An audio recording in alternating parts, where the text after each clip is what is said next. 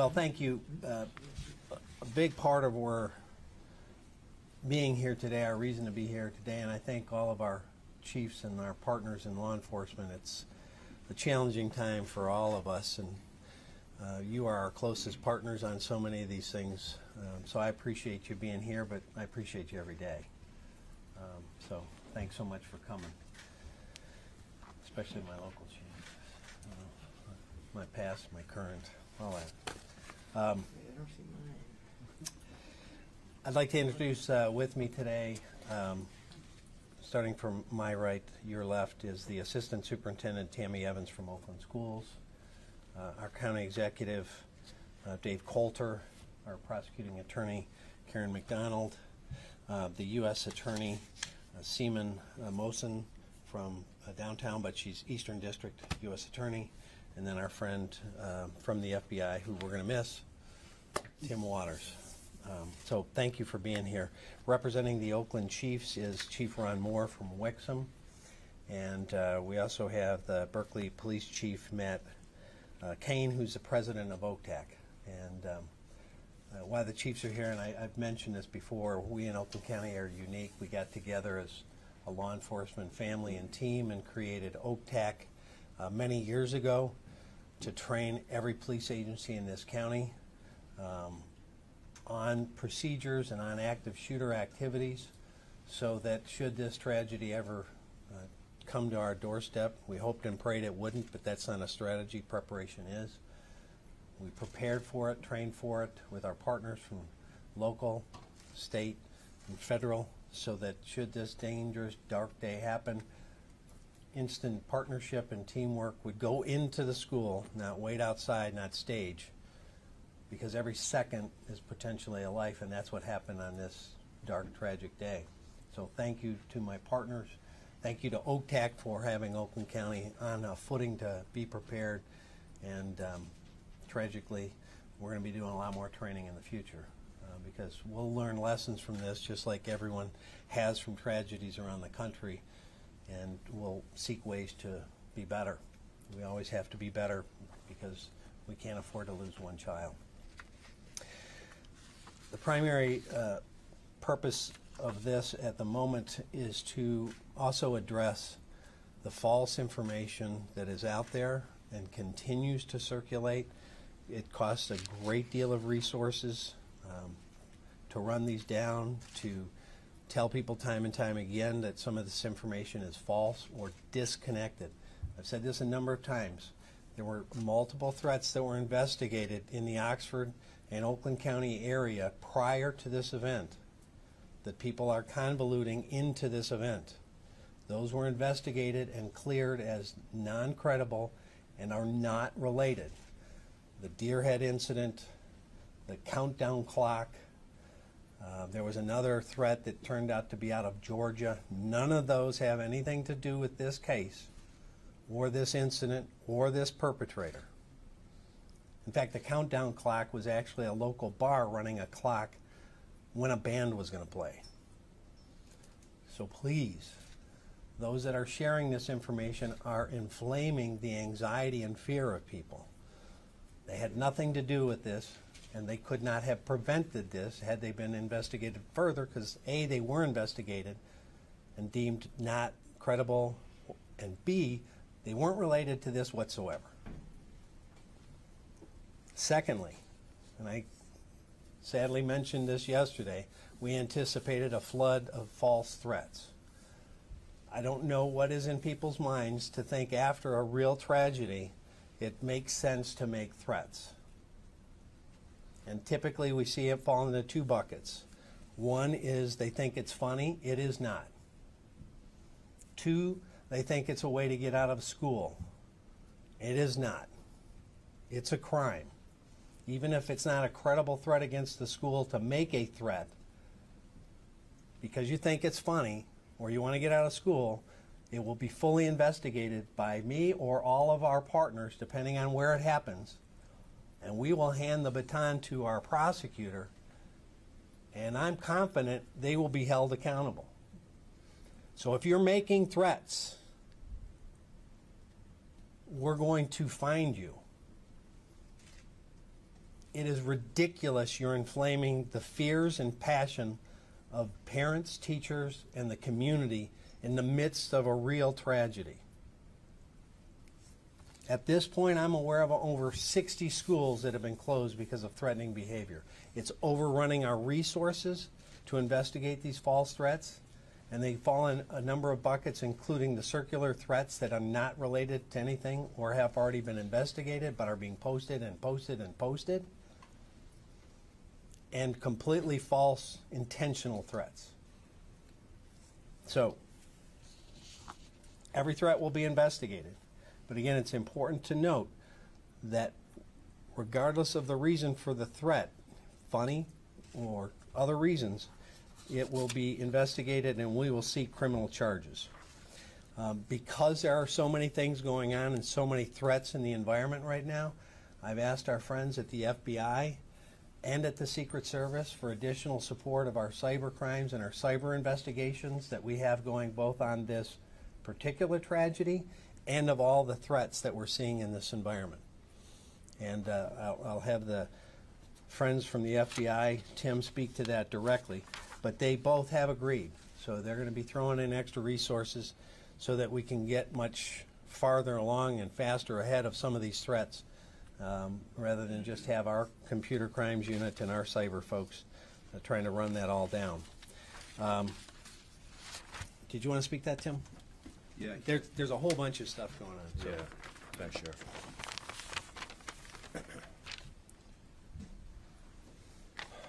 As the Sheriff said, my name is Tim Waters. I'm the Special Agent in charge here for the FBI in Michigan. I've lived and worked in this community for over 21 years now, and I have to say this last week has really been probably the most challenging for me and my folks since I've arrived. There's nothing more horrific than our children being at risk the way they were on Tuesday. The men and women of the FBI are also members of this community, and as such, we are grieving the loss of those 4 individuals and praying for the speedy recovery of everyone else that was injured that day. But we're also parents who want nothing more than for our kids to be safe, which is why we're all here today. For the FBI, we've worked hand in hand with all of you over many, many years. We've stood up a command post back down at FBI at the Detroit headquarters in response to numerous requests we've gotten for assistance from all of you and from the sheriff. I have about 40 people in there working 24/7 right now to track down every single one of these threats. To date, currently I'm tracking around 25 threats, of which 13 have been fully mitigated.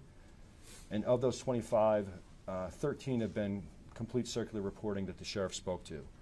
There's a lot of people out there that are, concerned, and they have every right to be. We encourage folks that if you have any threat information, to please report it to your local law enforcement contacts, or you can contact the FBI at 1-800-CALL-FBI and provide that information. As the sheriff said, a lot of circular reporting out there right now. As an example, from 2018, there was a threat out of New Mexico of a threat to a school. That piece of information has been recirculated hundreds of times in the local community right after the tragic events on Tuesday. So, as the sheriff said, this really, pulls resources off in a place they shouldn't. We shouldn't be wasting these resources. We need to focus on the real threats. So, if people out there have their threat information, please report it, and we will investigate it vigorously. I promise you that. Thank you very much. So, again, just to be clear, we're not saying don't share with us or with our partners. If your school or business or house of worship is in one of their patrolled areas or ours, definitely share it. We'd rather get way too much information than miss one kernel that could be life-saving. We check out 1,000 nothings to make sure we don't miss the one real. So definitely share it. But when so much unsubstantiated recirculation on social media happens, it just scares people. That's not the place to share it. The place to share it is with the police so that they can investigate it. We see so much of this, and it scares the heck out of people. And it's not just schools. I probably get every cycle, a whole circle, that I heard women are being kidnapped from, and they'll name a local mall. And it's not true. But it gets circulated thousands of times before we have a chance to say it's not true. So please, talk to your police. That's what we're here for. And they'll be happy to give you the real scoop, and if they don't know about it, investigate it. Couldn't be more important for us to stay focused and make sure that these kids in these schools get some reassurance. We fully anticipate the schools will be reopening Monday. That's up to each school district and each school. But all of us are going to work 24/7 to make sure those schools are safe. I know we're all assigning extra people to be in those buildings and to reassure students and parents, and that's not going to stop. But what we need to do is come together, not get more torn apart. Any questions? Yeah. Yeah. Chief, Sharon, sorry. You talk about reassurance. You talk about sharing. This morning you said that the 2 teachers came to the school to say that they were worried about this particular shooter, alleged shooter. That there was concerning behavior, that there was other things going on, yet the school never told law enforcement. So what reassurance can you offer people that that is something that will happen? It never gave you the opportunity to investigate anything. How concerned are you about that? Well, obviously that information didn't come to us until after the tragedy, and in 2020 everything looks much clearer. But I would say this, and I've said this time and time again, share more, not less. So if there's any question, share it. And in this situation or any other situation, that's what we're here for. We have to work together. And in fact, I think I gave a specific example where a parent had been told by their child, who was 6 years old, another child said they were going to bring a gun, and they didn't dismiss it. They told the school told us. We had deputies there. They took a gun from a 6-year-old. Dismissing information and not sharing it can cause great problems, great harm. Do you think the school made a mistake in not sharing that information with the resource officer? I don't want to get into specific of this case or this investigation because the baton's been passed to the prosecutor, and we're in that phase. All I would say again, we would rather have more contact than less, and if there's any question by any school or person that something's concerning, please involve us if we're your agency or your local police if someone else is. Sheriff, have you been made aware of a social media post that appears to be from the accused shooter's mother indicating that that handgun was a Christmas gift bought for him and that they practiced with it? I have not seen that. I don't know if our detectives have. You know, well, if you want to send that to us, I'll make sure our detectives have it. I know they have a lot. It's my understanding it was bought 4 days prior, so it may be an early Christmas present if that turns out to be a verified post. I don't know. But he can't legally Can just we be. hear from the superintendent, because they have not responded to any questions? This is not of the school district. This is the ISD, separate this has nothing to do- organizations. Prosecutor, is it possible the school's being looked at for negligence or potential charges for what happened or didn't happen? And I know the sheriff's told you many times, the volume of evidence that exists in this case. There were hundreds of witnesses. There's hundreds of hours of video and digital evidence. You know, I can't answer about what mistakes were made. We don't investigate mistakes, and we don't investigate. The sheriff's department does. We're looking at the entire situation, and we'll hold accountable to the extent possible anybody we think committed any kind of criminal act. And that's really all I can say at this time. What charges are being looked at for the parents or being explored? We're reviewing potential charges and hope to have an announcement about that in the next 24 hours. I wanted to see if I can ask the question of the U.S. Attorney. Are you looking at anything in terms of the gun sale? Is there any concern, obviously with the ATF and with the federal violation?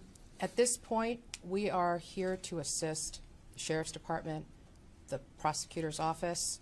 To the extent that there is evidence of a crime, whether it's a state crime or a federal crime, because we're working together, a decision will be made as to where those charges should be levied. But we stand here to assist our partners. And I think that that's an important message for the public to understand, that the resources of the United States Attorney's Office, the FBI, all of our federal partners, you know, we're going to use them to assist in any way we can to ensure that those who are responsible are held and called to account. Sheriff, prosecutor, was the gun bought legally? And if so, was it bought at a shop locally in person? Or was it bought online? Was it transported from another state here? What can you say about the gun? It's my understanding it was bought legally, it was bought by a parent, and it was bought at a local shop. Can we talk about the threats just quickly? You said that you anticipated a flood of threats and that you saw those. Yes. What form did they come in and who were they directed at? You know, we've had them from a 12-year-old kid getting off a bus saying he's going to shoot it up, to a recirculation of old threats, to you name it. Social media? Screenshots of Snapchat, screenshots of different things that have nothing to do with even Michigan.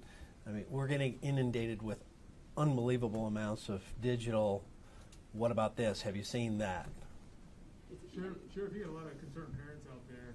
I know you said school's going to be open on Monday, but has there been any discussion with the districts about possibly going back to virtual learning?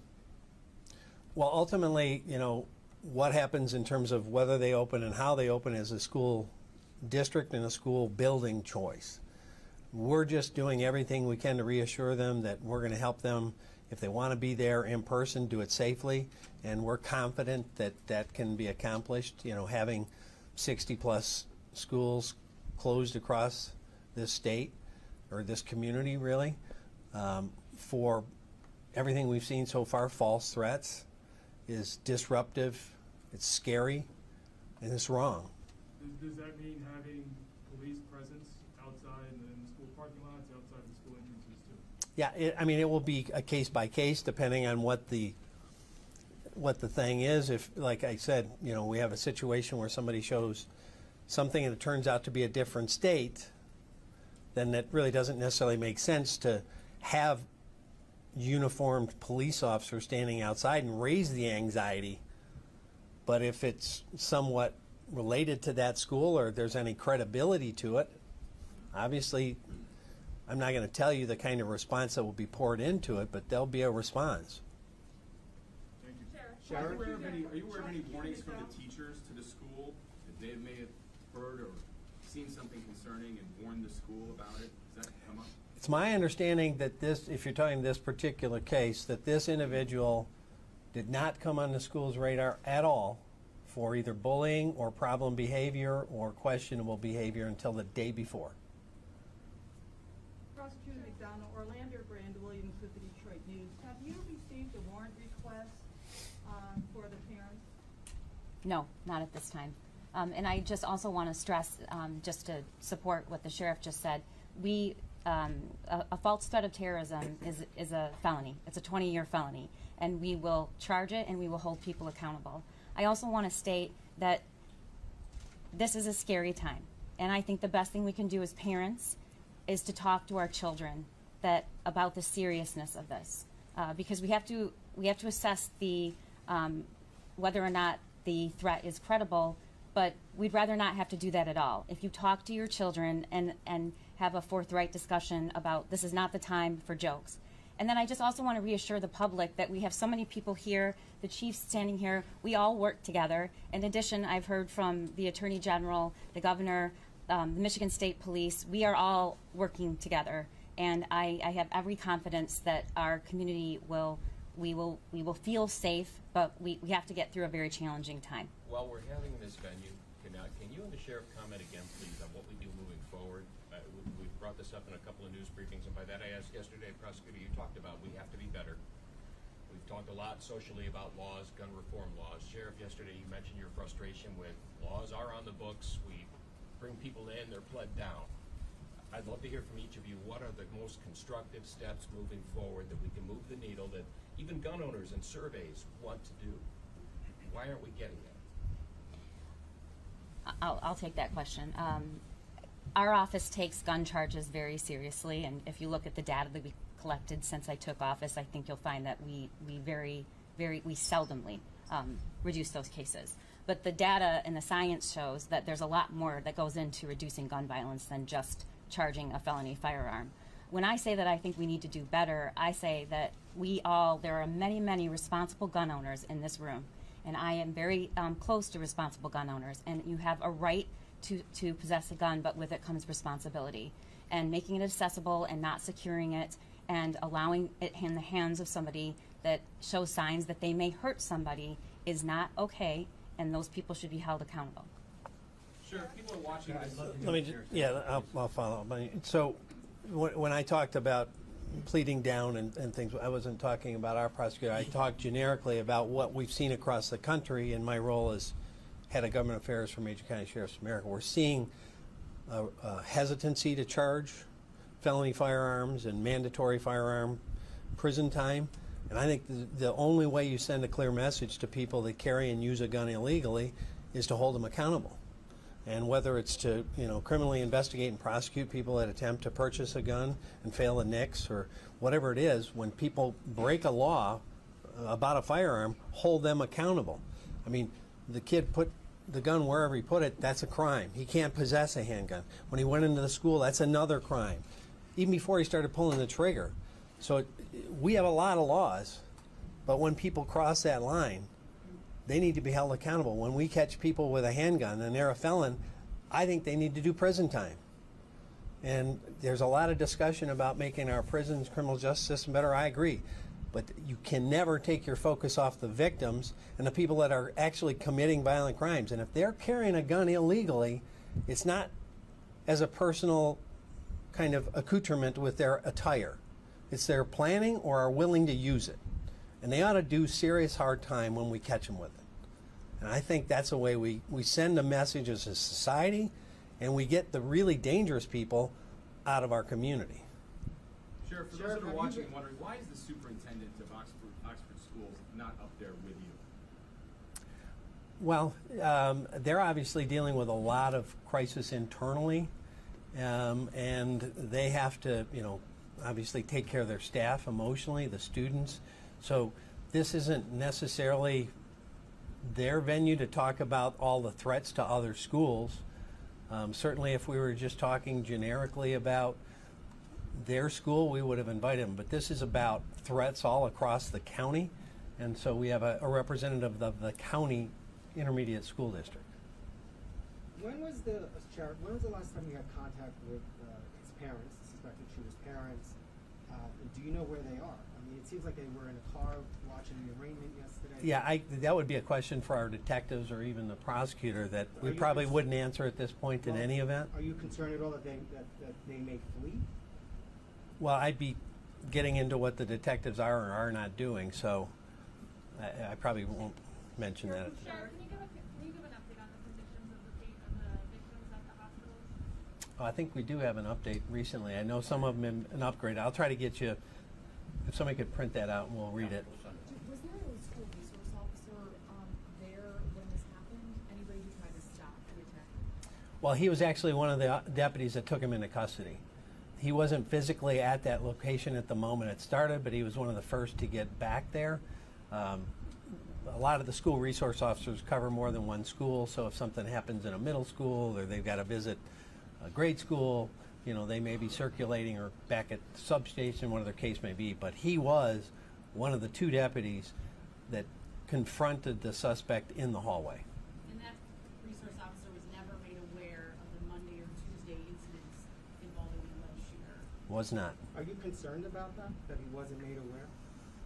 Well, we've kind of asked and answered that. We would, in light of where we are today, certainly we would have liked to have been part of that discussion and information. Do you think that could have potentially prevented? Well, now I'm speculating, and we're focused on actual investigation and prosecution. There'll be a lot of time for speculation and, frankly, finger pointing. Now's not the time. Sheriff, at the risk of perpetuating another internet rumor, one that has had legs among credible sources is potentially this person, the suspect, being involved in an email chat of some type where threatening to shoot a school and had other people threatening to do the same on different days of the week. We've seen that. Can you alleviate any concerns? Is that legit, or are these one-offs when we talk about people calling in regard to threats? We've seen that where it lists multiple schools and there was an alleged pack of different people to go every day. Is there anything in concert? We have seen no evidence that there was anyone else involved in this situation with him or anything to follow on. And that's one that's terrifying a lot of folks, and we have absolutely no credibility so far that we've uncovered to that. Is there a reason for the committee to be concerned? You said you received a flood of threats. Have those all been noticed about, or? To this point, we have not had one turn out to be credible. Prosecutor, this is like an anecdote. I have a gun. It's my gun. I bought it. I give it to my buddy. He's not supposed to have it. He takes my gun, goes to a store, robs it, shoots somebody. I know I'm liable, legal, because I gave a gun or allowed somebody to have a gun who's not supposed to have one. What charges? And I've seen it in different cities and different states, ranges of charges. And this has actually happened a number of times. What charges could I face? Could I face a murder charge? Could I face a manslaughter charge? Negligent homicide? I'm trying to skirt the answer that you were hesitant to give earlier, but I think it's the answer that a lot of people are looking for. I understand, and I understand why people want to know, and I understand why you're curious about that. But I have a lot of very horrific, serious crimes on my hands, and I don't think it would make much sense to deal with a hypothetical at this point. But I'm happy to answer your questions when we do announce whether or not we'll be charging anyone further. That coming by the end of the week, early next week, any idea? I said within 24 hours, unless something else occurs that prevents me from doing that. I do need to sleep, but I'm going to do my very best. Thank you so much. Prosecutor Orlando again from the Detroit News. What is the violation that people could face, charges from making these threats on social media? There's a false threat of terrorism, which is a 20-year felony. There's also a misdemeanor of malicious use of a telecommunications device. In Southfield, there was an arrest of a teen that brought a gun. Another student turned him in. Not to be melodramatic, but what would you say to kids going back to school Monday? Their role moving forward in these types of instances? We've driven the message to some extent, but they're going to enter that building pretty soon here. And, maybe that's an example of what happened in Southfield and what they need to be looking for, as bad as that sounds. Well, I mean, that's a message of exactly what we're asking for. If another student turned them in, 99 times out of 100, another student's going to see or hear something first. And whether it's okay to say, or whether it's the FBI, or whether it's us, or whether it's tell mom or dad, or tell somebody in the school administration staff you know and trust, or a resource officer, best bet, because they can deal with it immediately. That is what we need. That is what ended that situation in Southfield, for whatever reason. I mean, sometimes people do things without an intent, and sometimes it's with an intent. Doesn't matter. You can't bring a gun to school. So, I'm confident of our partners are committed to the same level, that they will do whatever it takes to protect their kids in their schools.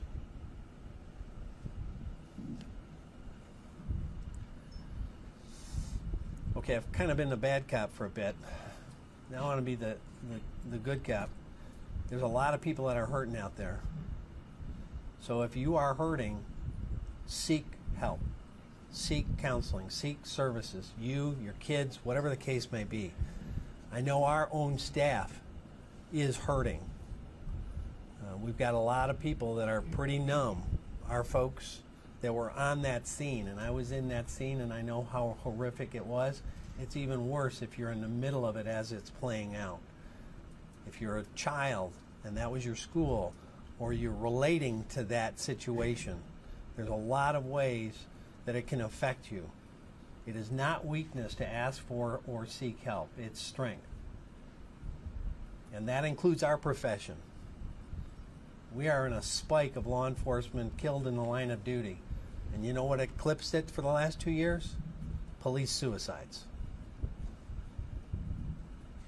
We need people to be more open and willing to go ask for help, and we have to have more resources. And in my role as head of government affairs for Major County Sheriff's of America, we've asked for more mental health programs, services, and funding at the federal and state level for communities, for schools, and first responders. If you are hurting, people want to help you. Please reach out. Dave Coulter, the county executive. I just want to speak to that and elaborate for a minute. I'm not in law enforcement. I run the health department, however, and we're very concerned about the mental health of our teachers, our students, our parents, and our communities. I want to reinforce what the sheriff said. There is no stigma involved. Mental health issues can affect anyone, including the brave men and women in law enforcement. There's a number of resources on our website, ogov.com, that I encourage people to call out. If you see someone who's not acting right, please talk to them, encourage them to do the same thing, to reach out. We're also going to be rolling out additional resources in the near future. And I've been in contact with the governor and the state officials who have assured me that they're going to be providing additional resources for this as well. And then I just want to make one other very quick point, because this is a press conference essentially about our kids being in school. Our kids weren't in school, many of them, last year for an extended period of time because of a different threat, COVID, a health threat. What we learned from that is there is a learning loss. Kids need to be in school when they can and when we can keep them safe. We would not be encouraging our schools to put kids back in the classroom if we didn't think it was safe and that these fine men and women couldn't protect them. We think they can. And we think that the learning loss and the social and educational loss from not being in the classroom is too great. And so what we saw today was unfortunate because so many of the threats were not substantiated. So I just want to encourage everyone, when you post something that's not validated or you don't know is true, or you post something that you intentionally, we will prosecute you, but more than important that you're interfering with the basic education of our children, and we just can't have that. So I encourage you to please think twice before doing that and stop people from doing that where you can. So thank you. County Executive, I want to pose to you the same question I've been posing. There's information that the school knew something was wrong here. We don't know what that is because no one has said publicly. You're telling people to come forward. If you see something, say something. Here the school had the opportunity to do that, and it appears they didn't do that. So I'm not law enforcement. I haven't seen that evidence. You do, but what I would say is this. If you're at school and you talk to an educator and you don't feel that they're taking your concerns seriously enough, elevate it to these guys. Take it above them. I mean, that's all I can do. I'm not aware of the evidence that you're talking about. Thanks. And I said, where we stand today, what I wanted us to be involved and told, absolutely. Well, you understand that piece is missing, and so that is why. And a lot of parents certainly, and I think I get it. I get it. And I'm sure we're going to get answers. I'm not saying that, but I think something's missing. Clearly, I wish we would have had more information than we have based on the totality that we now know? Yes.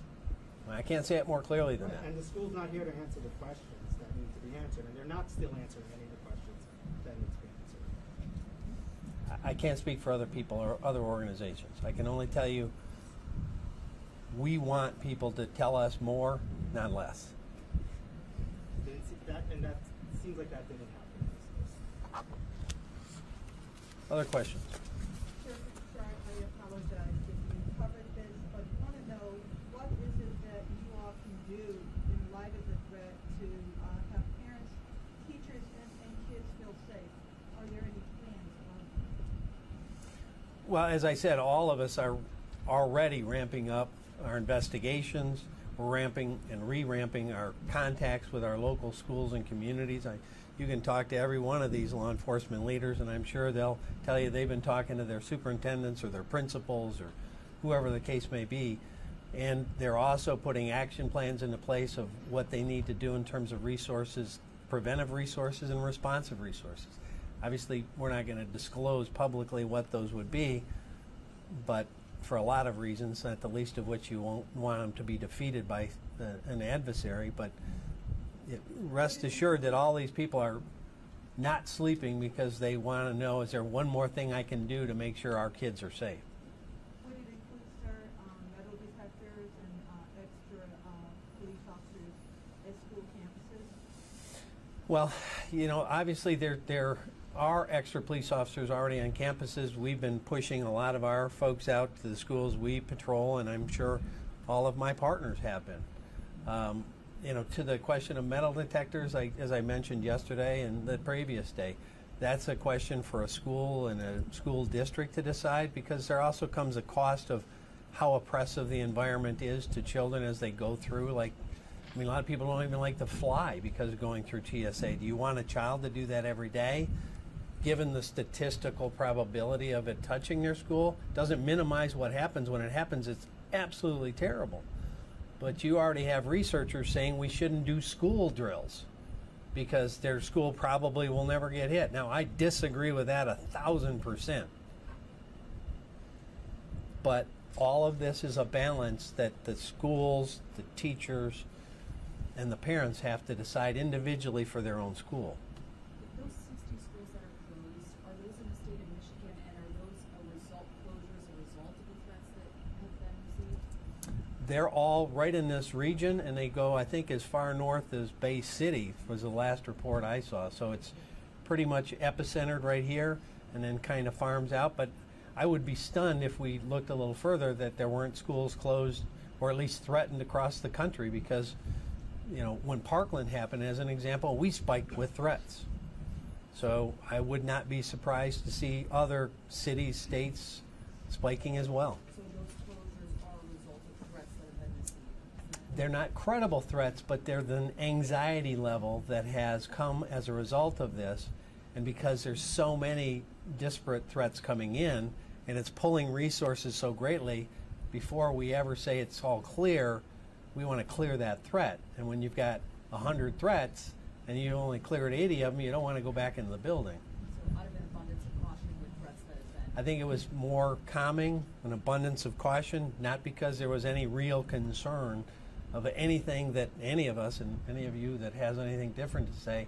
We don't have any credible threat in any of the facilities we patrol, and I don't think any of my partners do either. Can you estimate how many threats you have yet? Hundreds. I mean, I don't know the exact number, but That's how many emails we got this morning. and the best way to do it is to contract directly through the police department phone number or their email, because sometimes people send it, you know, to different social media accounts that aren't monitored real time, and it could sit in there for days. So if it's a real deal, that's the last place you want to be sending it, is by Snapchat or Instagram or by Facebook Messenger, and not have it looked at for 2-3 days. Thank you, Sheriff. Is this the update?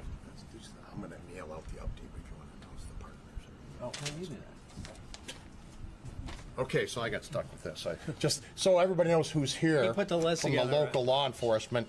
We got Corey Haynes from Madison Heights, Noel Klassen from Bloomfield Hills, Matt Kane's already been introduced, Mike Shaw from the State Police, John Ellsworth from Wolverine Lake, Scott Sarvello from Clawson, Phil Langmeyer from Bloomfield Township, his old department, Ron Moore from Wixom PD, who is also the president of the Chiefs Association, Chris, South Line, I'm sorry, Chris, Chief, what's your...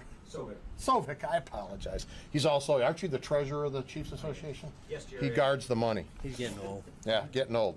Jeff Baker from Auburn Hills, Paul Chicanis from Walled Lake, John Fitzgerald from Keego Harbor, David Malloy, my buddy over there in Novi, Harold Rossman from Lake Orion, and we got Mike Moore representing Royal Oak PD. If I missed anybody, I apologize. It's because you didn't sign in.